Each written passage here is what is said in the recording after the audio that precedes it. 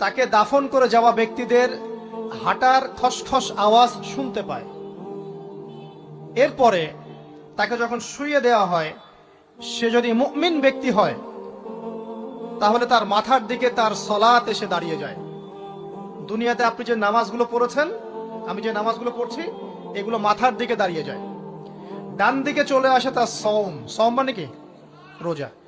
বাম দিকে চলে আসে যাকাত, যাকাত মানে কি? যাকাতের সাথে তো আমরা পরিচিত নই।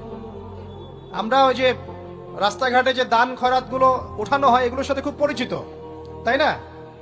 তারপরে পায়ের দিকে চলে আসবে তার আত্মীয়তার সম্পর্ক রক্ষার ইবাদত, তার এই যে অন্যান্য দান সদকা, তার নফল আমল, তার তাসবিহ তাহলিল, তার কোরআন তেলাওয়াত ইত্যাদি পায়ের দিকে চলে আসবে। এখানে একটা হাদিস এসেছে, সূরাতুল মুলক যে ব্যক্তি রাতের বেলা তেলাওয়াত করবে, কোন সূরা ভাই? তাবারাকাল্লাযী বিয়াদিহিল মুলক ওয়া হুয়া আলা কুল্লি শাইইন কাদির। এই সূরা যে ব্যক্তি রাতের বেলা করে তেলাওয়াত করবে, ইনশাআল্লাহ সূরা মুলক ও কবরে তার সাথে থাকবে এবং কবর আযাব থেকে সূরা মুলক তাকে বাঁচাবে ইনশাআল্লাহ।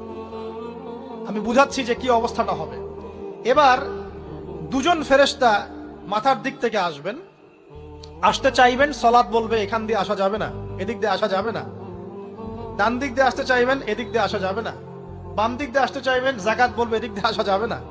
পায়ের দিক দিয়ে আসতে চাইবেন, আমলগুলো বলবে এদিক দিয়ে আসা যাবে না। তখন যাই হোক, তারা আসবেন। এটা তাদের, এটা কথা কি? এটা কথাটা হচ্ছে যে সালাতের গুরুত্ব, মানে সে সালাত আদায় করেছে, সে আমার হক আদায় করেছে, আমি তার পক্ষে আছি, এটা পক্ষে বোঝাচ্ছে। রোজা বলবে আমি ওর পক্ষে আছি, তাকে আপনি কোনো শাস্তি দিবেন না, আমি তার পক্ষে আছি। আপনারা দুজন তাকে শাস্তি দিবেন না, আমি যাকাত তার পক্ষে আছি, এটা পক্ষে থাকার কথা। তারপরেও তারা আসবেন, চোখগুলো হবে নীল এবং কালো বর্ণ, নীলাপ চোখের, কালো। মুনকার নাকি? উঠে বসিয়ে দেওয়া হবে। এবার তিনটা প্রশ্ন। প্রথমে প্রশ্ন হচ্ছে কি, মান রব্বুক, তোমার রবকে? তখন মুমিন বান্দা বুক ফুলিয়ে বলবে রব্বি আল্লাহ, আমার রবকে। তারপরে প্রশ্ন হয়ে যাবে মা দীনুক, তোমার দিন কি ছিল? মুমিন বান্দা উত্তর দিবে কি, দীনি আল ইসলাম, আমার দিন ছিল ইসলাম। এখানে শুনে রাখেন, পৃথিবীতে যারা ইসলামকে পরিপূর্ণ রূপে পালন করবে তারাই এই উত্তর দিতে পারবে ইনশাআল্লাহ।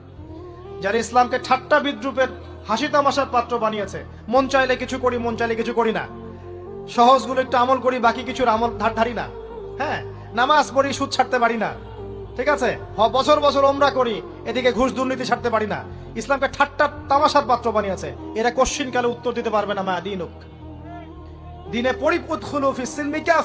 পরিপূর্ণরূপে ইসলামে প্রবেশ করতে বলেছেন আল্লাহ রাব্বুল আলামিন। যারা পরিপূর্ণরূপে ইসলামে প্রবেশ করবে এবং ইসলামের প্রতিটা মৌলিক বিধান মেনে চলবে, ইনশাআল্লাহ তারা এর উত্তর দিতে পারবে। এরপরে আসবে তৃতীয় প্রশ্ন, নবী সাল্লাল্লাহু আলাইহি ওয়াসাল্লামকে দেখানো হবে। যখন দেখানো হবে তখন সূর্য যখন ডুবে যায়, যে দৃশ্যটা আমরা দেখতে পারি না, ওই দৃশ্যটা ভেসে উঠবে এবং মুমিন বান্দা অস্থির হয়ে যাবে, বলবে আমাকে ছেড়ে দাও, আমি নামাজ পড়বো। সুবহানাল্লাহ। কারণ তার কাছে মনে হবে যে আসরের ওয়াক্ত হয়ে গেছে, আসরের ওয়াক্ত হয়ে গেছে, আসরের ওয়াক্ত চলে যাচ্ছে, আমাকে নামাজ পড়তে হবে। চিন্তা করেছেন? ওই যে একটা হাদিস আছে না, যে 7 শ্রেণীর মানুষকে আল্লাহ রাব্বুল আলামিন আরশের ছায়া ছায়া দিবেন, তার মধ্যে এক শ্রেণীর মানুষকে যার অন্তর মসজিদের সাথে ঝুলে থাকে, তার মন মসজিদের সাথে ঝুলে ছিল, এই সূর্য ডুবে গেল বলে আমাকে ছেড়ে দাও, আমি নামাজ পড়তে যাব।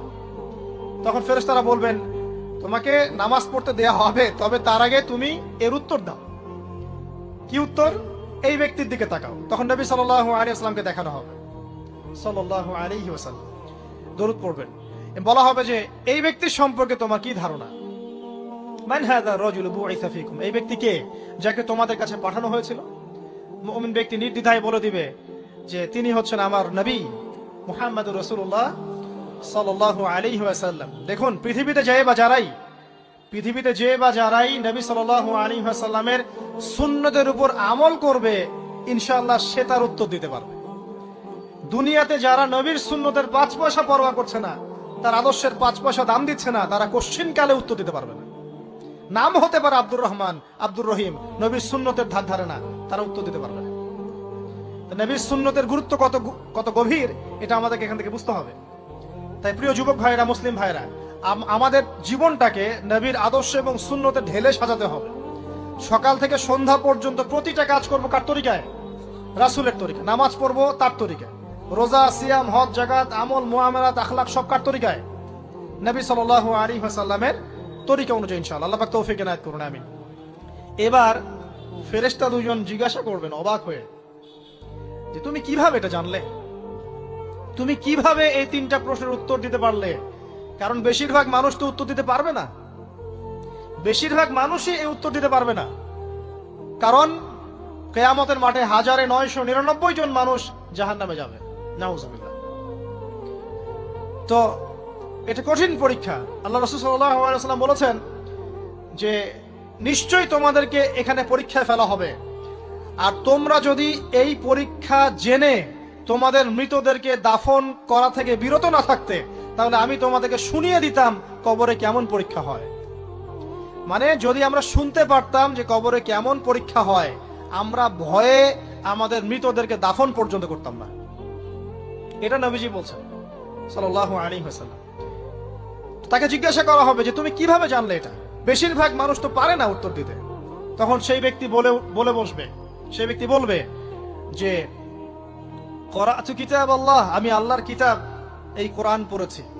মুমিন বলবে আমি আল্লাহর কোরআন পড়েছি, ফাআমানতু বিহি, আমি এর উপর ঈমান এনেছিলাম, ওয়া সাদ্দাকতু, এবং সত্যায়ন করেছিলাম। সুবহানাল্লাহ। অতএব দুনিয়াতে যারা দ্বীনের জ্ঞান অর্জন করছে না, কোরআন পড়ছে না, হাদিস পড়ছে না, পড়াশোনার চেষ্টা করছে না, জানার চেষ্টা করছে না, কবরে পাওয়া ডিফিকাল্ট আছে। এটা একটা অন্যতম প্রশ্ন। আমরা কিন্তু মনে করি তিনটা প্রশ্ন হচ্ছে, আসলে প্রশ্ন হচ্ছে কয়টা? চারটা। তিনটার পরে আরো একটা এক্সট্রা। কিভাবে জানলে?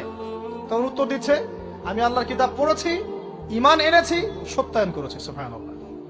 নবী সাল্লাল্লাহু আলাইহি ওয়াসাল্লাম হাদিসের পরের অংশে বলছেন যে যখন কাফের বান্দাকে উঠানো হবে, তখন ডানেও কিছু নাই, বামেও কিছু নাই, সামনে পিছনে কিচ্ছু নাই। মাথার দিক থেকে ফেরেশতারা চলে আসবেন, উঠিয়ে বসানো হবে, প্রশ্ন করা হবে কে তোমার রব? একটাই উত্তর, লা আদরি, আমি জানি না। নাউজুবিল্লাহ। কি তোমার দিন? লা আদরি, আমি জানি না। এই যে আল্লাহর তো খবর নাই, আল্লাহ পাকের বিধান মেনে চলার কোনো খবরই নাই, পরোয়াই নাই। সে জানবে কিভাবে ইসলাম কি জিনিস? সে জানবে কিভাবে আল্লাহ কি জিনিস? ও তো আল্লাহকে চিনেই না। দিব্যি বলে বেড়াচ্ছে মহাবিশ্ব সৃষ্টি হয়েছে বিগ ব্যাং থেকে, আল্লাহ বলে কেউ নাই। মানুষ সৃষ্টি হয়েছে বান্দর থেকে, নাউজুবিল্লাহ। কিভাবে উত্তর দিবে মান রব্বুক? 3 নাম্বার প্রশ্ন যখন করা হবে, এই ব্যক্তিকে দেখো দেখি, সে বলবে যে আমি জানি না এই ব্যক্তিকে, তবে শুনেছিলাম, মানুষের মুখে শুনেছিলাম, মানুষ যা বলতো আমি তাই বলতাম। মানে সে রাসূল সাল্লাল্লাহু আলাইহি ওয়াসাল্লামের নাম শুনেছিল হয়তোবা, কিন্তু তার সুন্নত বা আদর্শ কখনো মেনে চলে নাই, পারলো না। এবার জান্নাতি ব্যক্তি হলে কি হতো? ওই যে সূর্য ডুবছিল যেখানে, তার দৃষ্টির সীমা পর্যন্ত কবরকে প্রশস্ত করে দেয়া হতো, এবং জান্নাতের একটা দরজা তার কবরে খুলে দেয়া হতো। এটা কিভাবে করা হবে সেটা আল্লাহ পাক জানেন। এটার ব্যাখ্যা করার জ্ঞান আল্লাহ আমাদেরকে দেন নাই। যেই মানুষের ক্ষুদ্র জ্ঞানে মানুষ ব্যাকটেরিয়া ভাইরাস নিয়ে গবেষণা করতে হিমশিম খেয়ে যায়, সে মহাবিশ্বের স্রষ্টা নিয়ে কিভাবে গবেষণা করবে? আল্লাহ পাকের অসীম জ্ঞানের সামনে আমার জ্ঞান কি? খুবই ক্ষুদ্র।